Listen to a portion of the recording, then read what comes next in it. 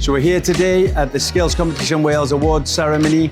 We've had dozens of competitors compete over the last couple of months in various skills competitions. They've gained so much from these skills competitions. It's not only the technical skill that gets enhanced, it's also those great employability skills such as time management, problem solving, those skills which will help them in their future careers and with their employers.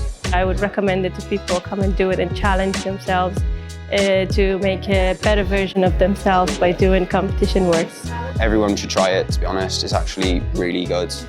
As a whole, my time with Skills Competition Wales was really good. I got to meet a lot of new people. It's good for networking, getting your name out there. My tutor Karen has been amazing. I probably wouldn't have done this if she didn't kind of make me do it. But she's just been amazing. She helps with planning, like if I'm stuck with anything, she's just great.